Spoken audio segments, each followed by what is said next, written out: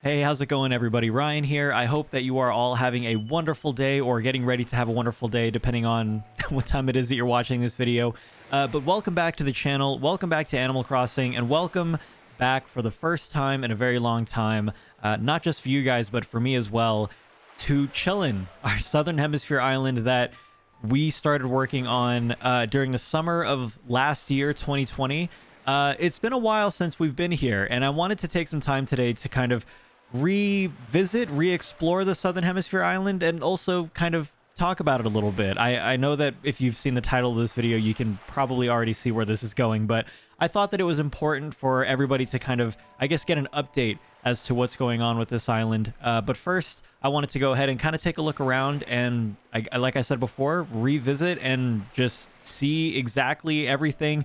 There's a balloon over there that we accomplished on this island. The last thing I remember about putting my house on the beach was that I particularly wanted to put my house somewhere in this middle section here. I think the plan was to put my house there as well as Lyman's house, since Lyman is my favorite character. I think that's what the plan was for that, at least. So if you've been following my channel for a while, like I said, you will know that it has been quite a while since we have been on this island. I think the last time we made a video on this island was probably a villager hunt video.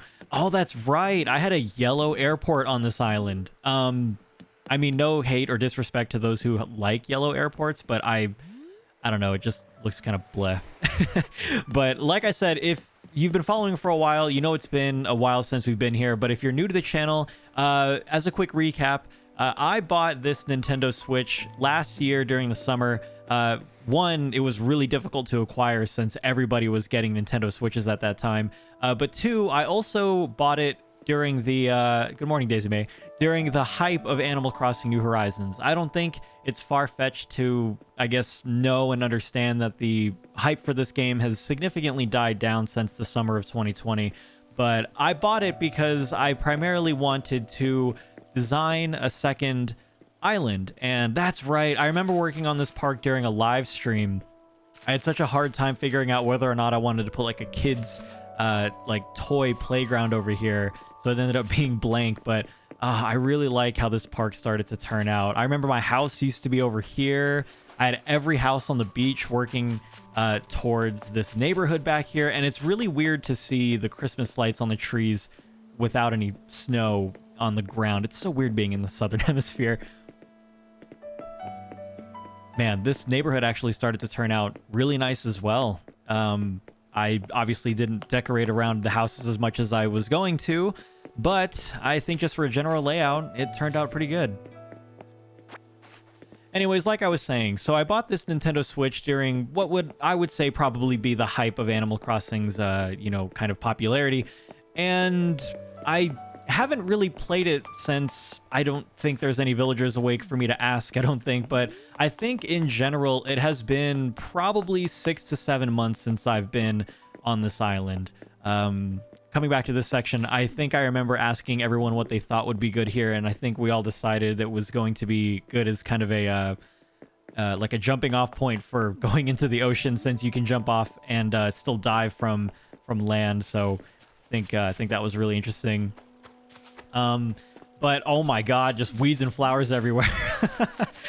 But one question that I've been getting quite a bit since since leaving this island, whenever I do anything on Animal Crossing wise nowadays, one question I will get inevitably is this on Chillin or is this on Diamond? Are you doing a villager hunt, or are you island designing on the Northern Hemisphere island or the Southern Hemisphere island?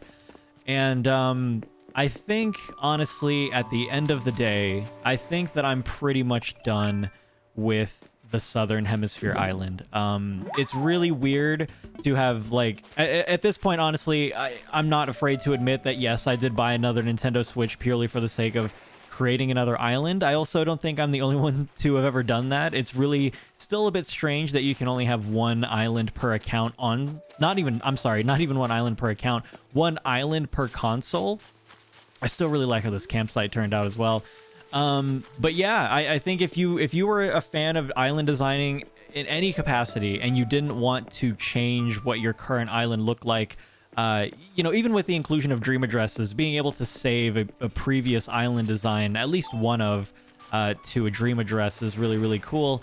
You know, I think Happy Home Paradise, unfortunately, has spoiled me in a lot of different regards. One, it spoiled me on my main island because now the only thing I can think of is how much I wish that I could utilize some of the tools and stuff that that you get in Happy Home Paradise, being able to, for example, decorate outside. This is a really weird way to look at it, but I definitely consider Happy Home Paradise to be kind of like, I don't know, Animal Crossing Photoshop. Being able to go outside and I guess kind of just automatically place trees. You get to grow trees and have them be any size that you want to. Happy Home Paradise has done a lot of stuff to make designing easier, but not only have they done a lot of stuff to make it easier, but they've done a lot of stuff to kind of circumvent the whole idea of having another island. I enjoy the designing process and I enjoy making a ton of different stuff, but I don't think that I am in that group of people who likes to design really big, elaborate locations. I think that having a design for an island that is one theme in particular, such as cottage core, farm core, city core, all those different types of cores, is really, really cool. But I think that my capacity for being able to translate that type of design to a wider island size, instead of just the small, like 30 by 40 plot of land they give you in Happy Home Paradise, being able to do that on a grand scale, like an entire island, I just don't really think that that I'm into. Whenever people ask me whether or not they should flatten or restart, my biggest piece of advice is always, generally speaking, to flatten just parts of your island and then come back to it later and maybe design it one way, and then you can start designing the rest of the island. Maybe as you do that, you'll find that you'll like a ton of different areas that all do different things, or maybe you really do like the design and all it took was a little bit of a kickstart to kind of get things going. And that's all that you needed, and you can finally start designing the rest of the island like that as well. But I think what Happy Home Paradise has taught me is that I enjoy designing a ton of little small areas and having them be their own kind of unique thing, and then just be done with it.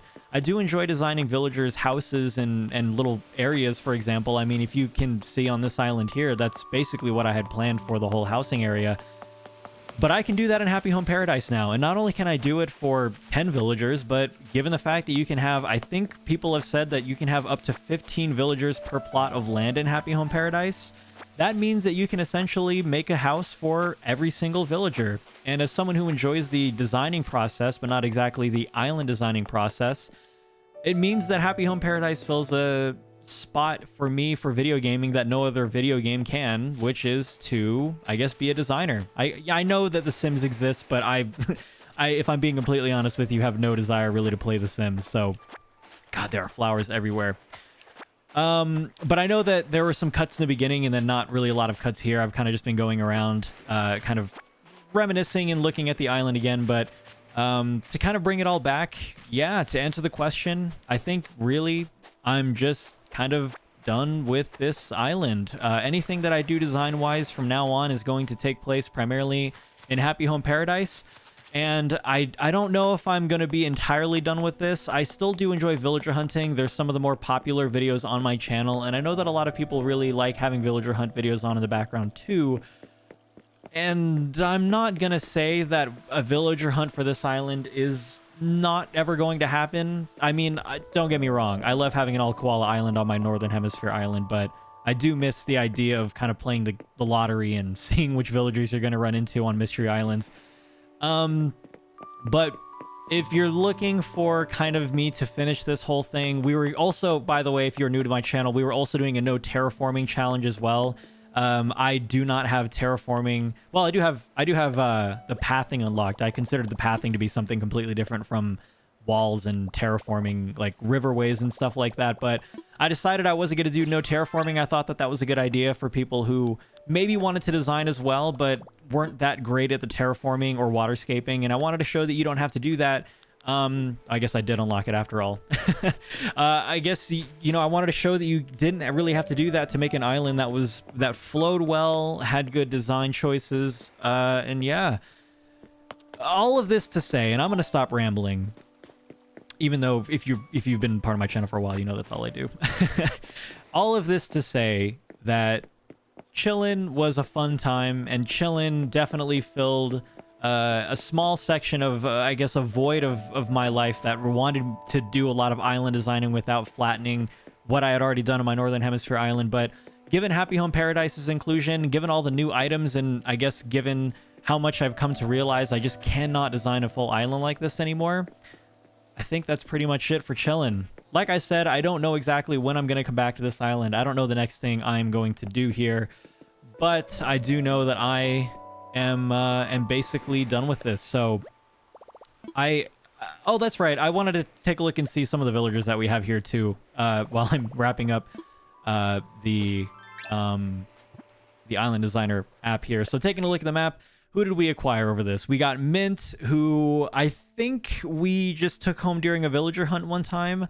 I think all of these we took home during oh no, some of them. Marshall, I remember, was a villager hunt. He came in so early during the villager hunts. I remember that. Rosie was a starter villager. Same with Goldie. I mean, these are just your classic Animal Crossing villagers, you know? I mean, there was no way I was going to get rid of them. Blue Bear, I remember villager hunting for a blue villager. Kabuki was one of our challenges. I think we said that we were going to just take home the first villager that I found if I couldn't find a particular villager, and Kabuki was one of them. Raymond, infamously, was part of my campsite, my first campsite villager. You always get a smug, or it's either a smug and something else, or always a smug villager in your first campsite, but Raymond was mine, and I thought that was really cool. Clay, of course, a regretful villager that I let go on my Northern Hemisphere island that we brought here instead, finding on ticket number 4.